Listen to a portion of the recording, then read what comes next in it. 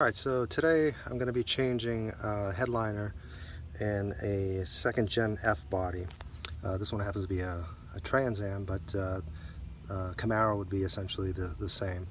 Now, I think early 70s, 70, 71, 72, maybe 73, some of the paneling is a little bit different, but primarily you'll see it's essentially the same process.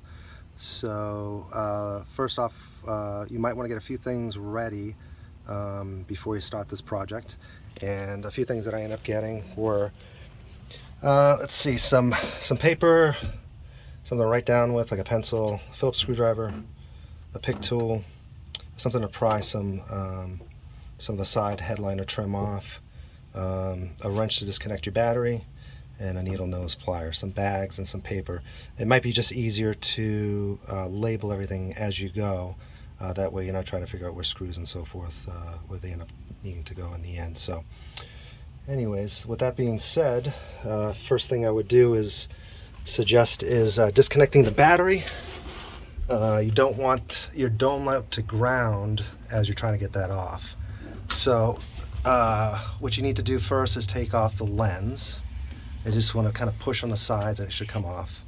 And there's a bulb that goes in here. You want to take that off too. Make sure it's not hot, of course, you know, if your doors have been open for a little while. So once you take that off, you're going to see that the dome light itself is held in place by some clips. And the clips attach to these little rods here on the side. There's two of those, okay? There's one, should be one back in this corner too. It's kind of hard to see. So those clips kind of look like this. I'll show you what they look like on this piece of paper. And it might be helpful to get needle nose pliers. You kind of want to hold them to the side sometimes and kind of wiggle them off. There are also a round type of clip as well too. I don't see that offhand, but there might be a couple different styles. The round ones you can also get replacements of if they do break, your local auto parts store as well. So with that being said, once this is removed, to get the bezel off itself, you just kind of want to squeeze these little attachments and they'll pop off the back. They might be a little brittle because these dome lights do get hot, so just be careful when you're trying to get it off, or you can cut the hole a little bit bigger to get it to bypass that. So the next thing I would do once that's off is move to your front. It's kind of hard to see, but your front headliner trim, which is made out of metal, and there's 4 screws, 2, 3, and 4 that hold that panel together. So once you get that off, you can go ahead and move to the sun visors, and there's 3 screws that hold the sun visor in place. So sometimes there's a little spring in there and an attachment. Sometimes you have to kind of wiggle it to get it out, but this is essentially what it looks like. Let me show you down here. Okay. And so once that's off, your next one is going to be a side headliner trim. And to get that off, what you want to do is, I have a tool. It kind of looks like this, and that's what you kind of pry that off with. But as long as you get something back there to pry it off. Now, there are 3 plastic pieces that hold this into place. Before doing that, actually, there's a screw here in this corner, and you want to take that off. And what you want to do is kind of feel. You can kind of get on the inside of the car and kind of pry this back, and right here there was one of those little plastic pieces, and I'll show you one a little later to show exactly what they look like. But you get your tool back there essentially, and you just kind of want to pry it down like this. Now they do get brittle because they're plastic, and since they're from the 70s and 80s, they do wear. So if you do need to get replacements on those, also your local auto parts store will have that as well too.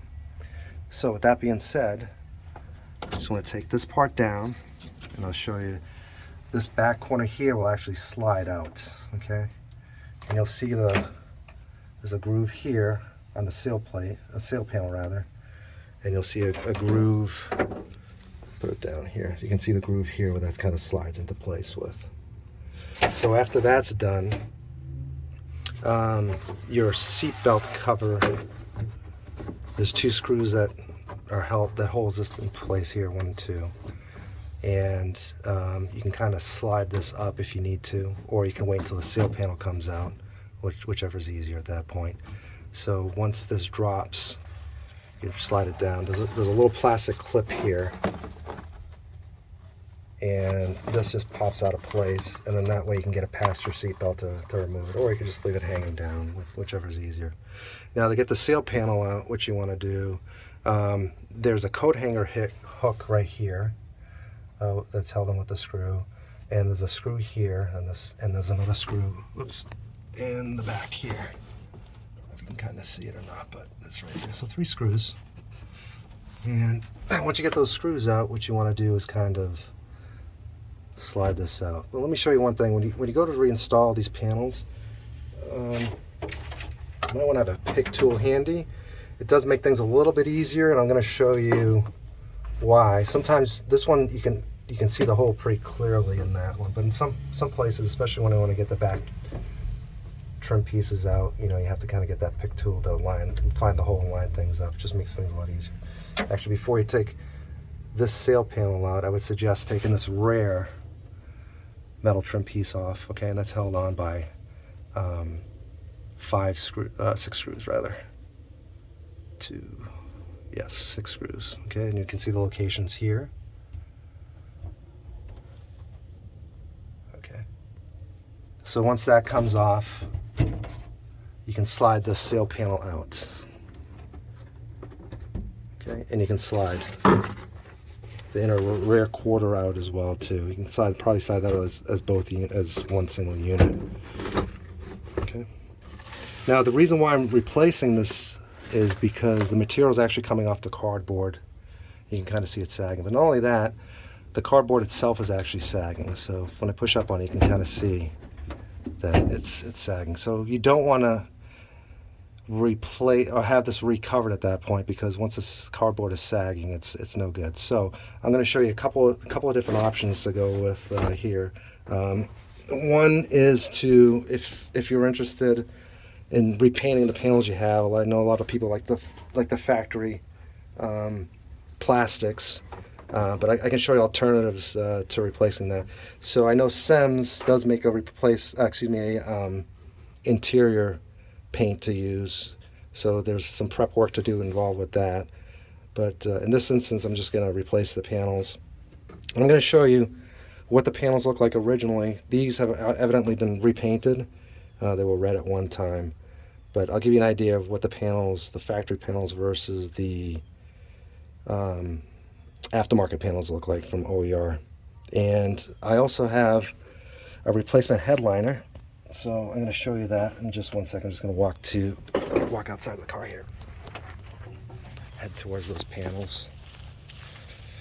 So let me show you what I did with the headliner board itself. There's an ABS that PUI makes. It's plastic, and I just brought it to my local upholstery shop, or they sell covers you can upholster it yourself as well too. But they already have the cutouts. You can see here, you have the cutout for the dome light already there. You have the cutout for the seat belts, the rear seat belts that mount to the roof, and the cutouts for the sun visors here too. Now this one is a non-T-top one. They also make a T-top version of this panel as well too, in the ABS. And I know PUI does make it again. And the number for the non-T-top one would be 74HC. You can also visit their website, PUI Interiors, I believe it is, for more information and to confirm your product number. So what I have are inner quarters. So I have the new one here on the left. Let me show you that. So this one came factory with the ashtrays. The OER ones do not, so you'd have to make the cutout yourself for the ashtrays. So a little bit of a difference between the two as far as styling is concerned, but overall very similar. I was just kind of pointing out a couple things. So you can see the end here is a little bit different. You can see that. There we go. You can see kind of the difference in the ends there. Okay, and also by the seat belts as well too. You'll see that there's a little bit of a variation here and here. That's where the rear bottom seat belts go. But the grain is a little different, but you know, it's still pretty nice.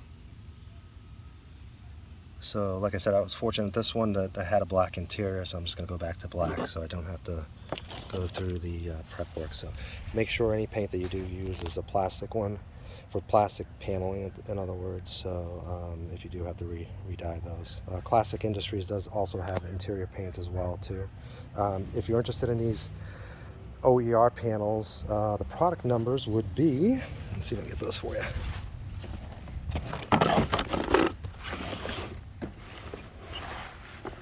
Let's see, just bear with me 1 second.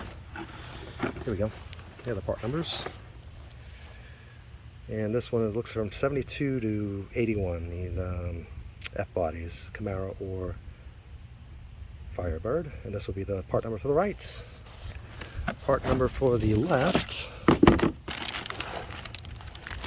will be here. I'll turn this around so you can see it a little better. Again, 72 to 81. That would be for the left panel. And I also have the sail panels as well to kind of show you now. This one you can kind of see was starting to dry rot just a little bit, which is not bad at all, you know, for the age. Some parts might be a little bit more than others. But let me show you the back side. So when you pull the sail panel out, you'll see these little parts that have to kind of clip into the inner rear quarter. So let me show you what that kind of looks like too.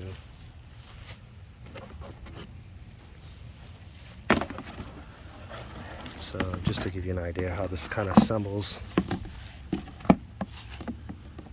So you put the inner quarter in for the lower one, you put that in first, and you kind of want to slide this in here like that when you assemble it, and then you're going to slide it forward like that once it's in. So when you are taking those out, just be careful that you kind of lift up on this so it doesn't break if you take them out one piece at a time. But let me show you what the factory versus the OER ones look like. And these are sold in pairs if you do want to buy the aftermarket ones, but looks very similar. They do have the clips on the end as well too. And I'll show you the grain, the texture. So this one that I'm shaking right now is the original, and the one above is the aftermarket one. The graining seems pretty nice on the aftermarket one. So if you're interested in this, again, another OER product, and the part number would be this. And again, this is 75 to 81.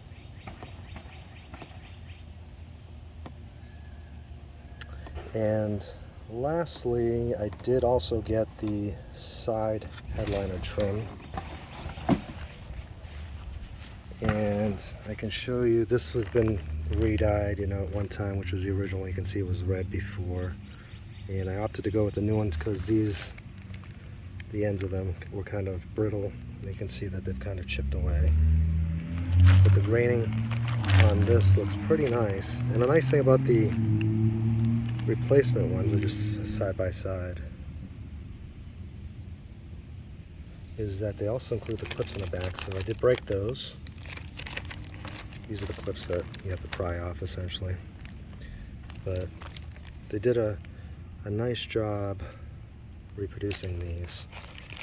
And these I ended up getting from, it looks like the second version, which is now the newer version, from Firebird or Camaro Central. Here's the part number for those.